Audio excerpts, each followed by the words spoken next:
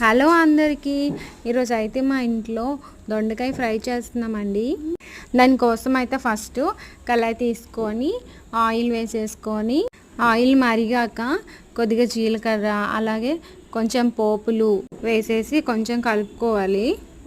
ఆ పోపులు కొంచెం బాగా వేగిపోయాక ఇదిగోండి చిన్నగా కట్ చేసుకున్న ఉల్లిపాయలు, పచ్చిమిరపకాయలు అలాగే వెల్లుల్లి గుడ్లు అలాగే ఇగోండి చిన్న చిన్న అల్లం ముక్కలు అనమాట.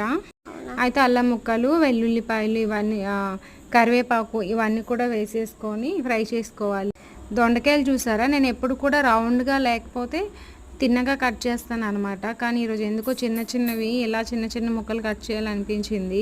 ఇంకా ఇలా చిన్నగా కట్ చేయడమే ఈజీ అనిపించింది. అందుకని ఇదిగోండి చిన్న చిన్న ముక్కలు అయితే కట్ చేసుకొని నీట్గా కడిగేసి పక్కన పెట్టుకున్నాను. ఒకవైపు అయితే తాలింపు అయితే ఫ్రై అవుతుంది. ఇది కొంచెం ఒక 50% అయితే ఫ్రై అయిపోవాలి. చూసారా, కొంచెం గోల్డ్ కలర్ అయితే వచ్చింది కదండి. అయితే తాలింపు అయితే ఫ్రై అయిపోయింది. ఇదిగోండి కడిగి పెట్టుకున్న ఈ దొండకాయ ముక్కలు అనమాట. ఇవి కూడా తాలింపులో వేసేసుకొని ఒక 2 minutes అయితే అలా కలిపేసుకోవాలి. కింద పైన కలిపేసుకున్న తర్వాత కొంచెం ఇప్పుడే తాలింపులోనేనమాట సాల్ట్ కూడా వేసేయాలి. అలా సాల్ట్ వేస్తే ఏంటంటే దొండకాయలో ఉన్న వాటర్ అంతా కూడా బయటకు వచ్చేస్తుంది అనమాట. ఇంకా వాటర్ కూడా ఇంకిపోయి పొడి పొడిగా అయిపోతాయి. సాల్ట్ కూడా వేసేసి కొంచెం కలిపేసాక అయితే అలానే మూత కూడా పెట్టేశాను. అయితే మూత పెట్టేసుకొని ఒక 10 నిమిషాలు అయితే అలా వేగనివ్వాలి. 10 నిమిషాలకు ఒకసారి కలిపేసుకుంటూ మళ్ళీ మూత పెట్టేసుకునేసరికి నాకు కర్రీ అయ్యేసరికి దొండకాయలు ఇంత చిన్న చిన్న ముక్కలు కోసినప్పటికీ ఇది ఫ్రై అయ్యేసరికి 1/2 hour అనమాట. ఈజీగా 1/2 hour అయితే అయ్యింది. మళ్ళీ అలా ఫ్రై తొందరగా అయిపోయాలని హైలో పెట్టేసామనుకోండి మంట ఏం ఉండదన్నమాట. వాటర్ అంతా ఇంకిపోయి మాడిపోతుంది.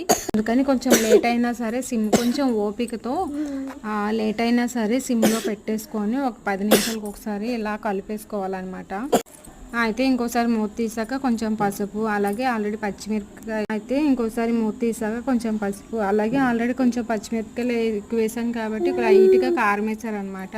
ఇది వచ్చేసి ధనియాల పౌడర్ కూడా వేసేసాను. అయితే ఇదిగోండి ఫైనల్గా ఇలా అయ్యిందనమాట ఫ్రై. నాకైతే దొండకాయ ఫ్రై, బెండకాయ ఫ్రై, చిక్కుడుకాయ ఫ్రై ఇవన్నమాట నా ఫేవరెట్ వచ్చేసి. ఇంట్లో అయితే ఇవ్వండి కొంచెం కొత్తిమీర అయితే వేసేసుకున్నాను. కొత్తిమీర అయితే మొత్తం ఒకేలా అయిపోయింది. సర్లే మనకు కావాల్సింది ఫ్లేవరే కదా అనేసి వేసేసాను. వీడియో నచ్చితే లైక్ చేయండి అలాగే సబ్స్క్రైబ్ కూడా చేయండి. థ్యాంక్ యూ అందరికీ. Bye bye.